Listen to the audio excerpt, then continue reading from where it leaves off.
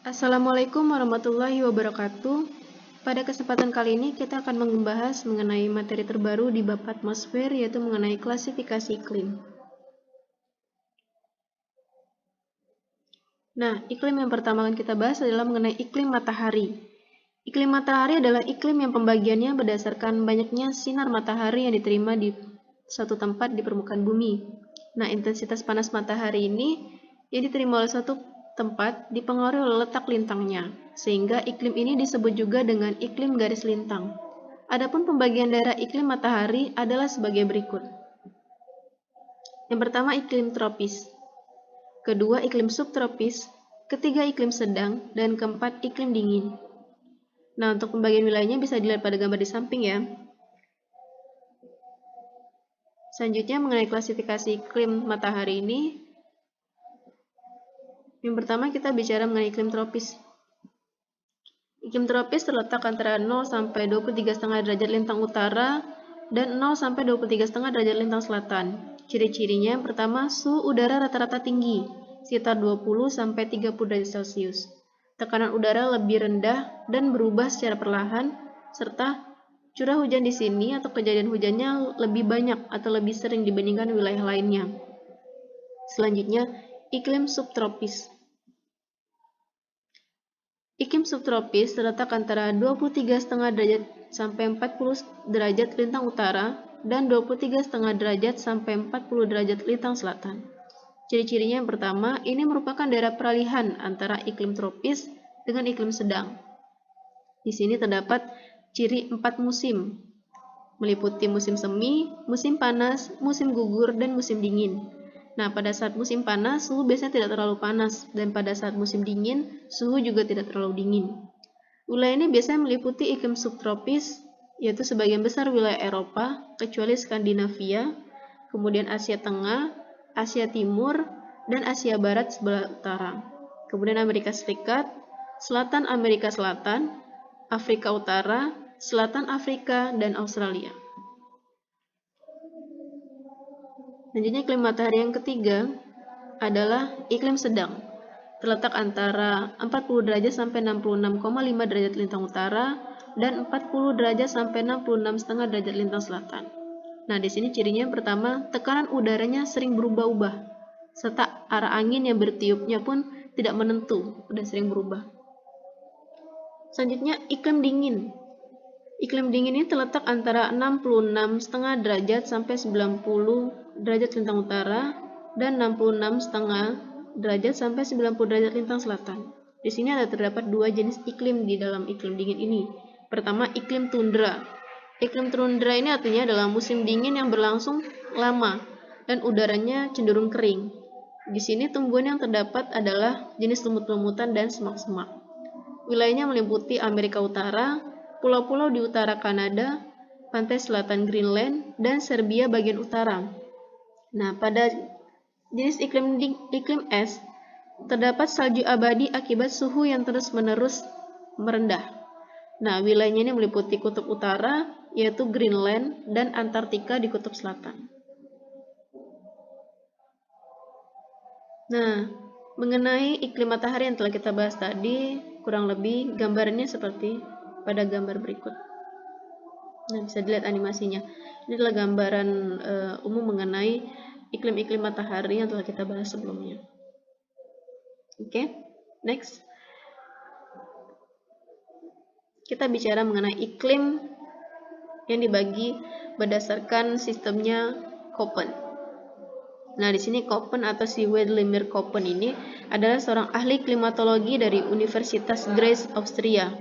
Nah, dia mencoba untuk membuat penggolongan iklim dunia berdasarkan unsur-unsur cuaca, diantaranya intensitas cahaya matahari, curah hujan, suhu, dan kelembaban. Nah, klasifikasi iklim Köppen ini menggunakan sistem huruf. Jadi ada kombinasi antara huruf besar dan huruf kecil yang masing-masingnya memiliki arti tersendiri. Nah, untuk kelompok huruf dalam sistem golongan iklim Köppen ini bisa dilihat pada tabel berikut. Nah, ada iklim A sampai E. Nah, di sini masing-masing punya kombinasi juga dengan huruf lainnya, huruf besar dan huruf kecil. Kemudian ini memiliki arti yang berbeda-beda. Nah, Kemudian menurut Köppen di Indonesia sendiri terdapat beberapa jenis iklim di antara iklim Köppen ini tadi. Nah, di antaranya pertama iklim AF dan AM itu biasanya terdapat di wilayah Indonesia bagian barat, tengah dan utara, itu meliputi Jawa Barat, Sumatera, Kalimantan dan Sulawesi Utara.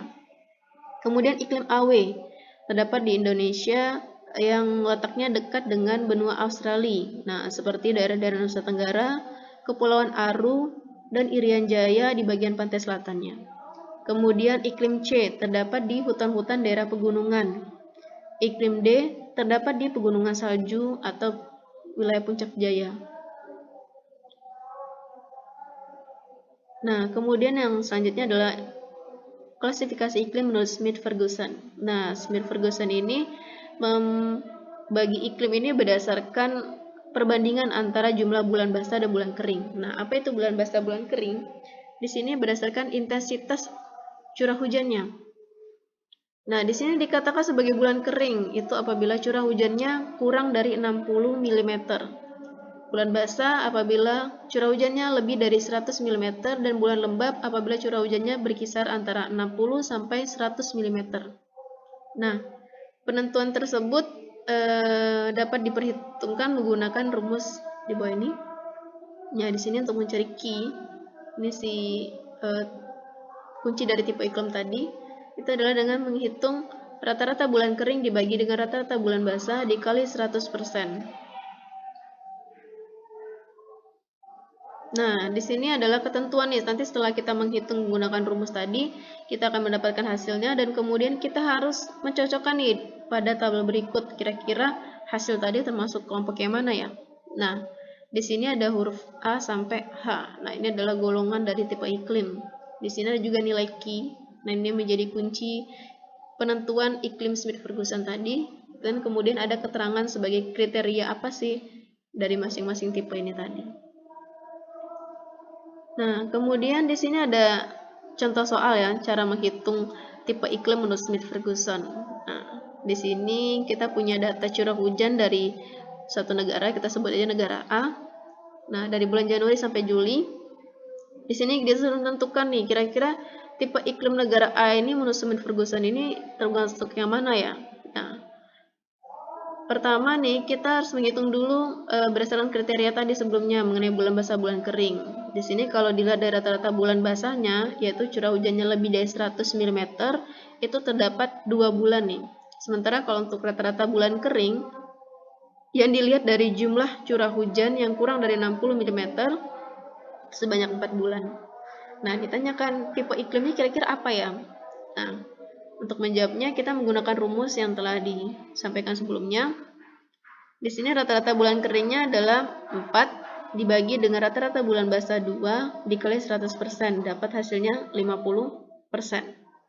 Nah, saat kita dapat hasilnya bagaimana, Bu? Kita harus mencari kira-kira dia termasuk tipe iklim yang mana ya? Nah, kita bisa lihat di tabel yang sebelumnya tadi, bisa berdasarkan tabel yang sebelumnya dan hasilnya tadi 50%, itu termasuk tipe iklim C, yaitu kriteria agak basah. Nah, di sini sebagai catatan nih, catatan penting. Jika kalian menemukan angka dari curah hujan tadi yang bukan kurang dari 60 mm ataupun dia bukan lebih dari 100 mm, misalnya nih angka 70 mm, 85 mm, nah itu tidak usah dihitung sebagai bulan basah ataupun sebagai bulan kering, jadi tidak termasuk di antara dua kriteria tadi. Nah, selanjutnya, klasifikasi iklim Junghun. Nah, si Junghun ini adalah seorang ahli botani. Nah, otomatis dia belajar mengenai tanam-tanaman ya, yang berasal dari Belanda. Nah, dia ini mencoba membuat klasifikasi iklim khusus untuk Indonesia, lebih spesial lagi untuk Pulau Jawa. Nah, ini didasarkan pada garis ketinggian. Kenapa sih Junghun ini membuat klasifikasi ini tadi? Itu tujuannya untuk menentukan kira-kira pada masing-masing ketinggian itu dan berdasarkan iklim ataupun suhunya, tanaman apa nih yang cocok untuk ditanam di wilayah tersebut.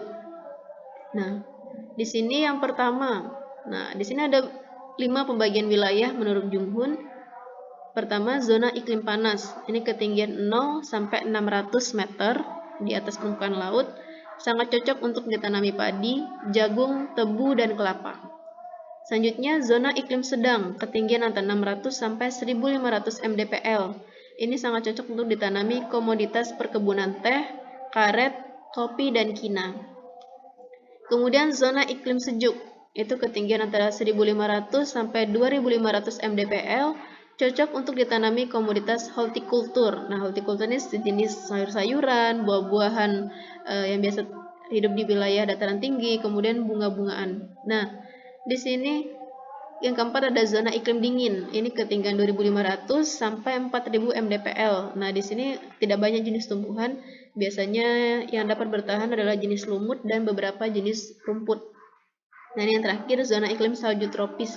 Nah, meskipun di wilayah tropis, kita tahu sendiri bahwa di Indonesia, yaitu di Puncak Jaya, terdapat sebuah penampakan es salju ya. Nah, di Puncak Jaya itu tadi. Nah, sekitar ketinggian di atas 4000 mdpl. Nah, di sini biasanya sudah sulit untuk ditemukan jenis tanaman. Nah, baik, sekian untuk materi mengenai klasifikasi iklim yang telah kita bahas tadi. Mohon dipahami. Sampai ketemu di materi berikutnya. Assalamualaikum warahmatullahi wabarakatuh.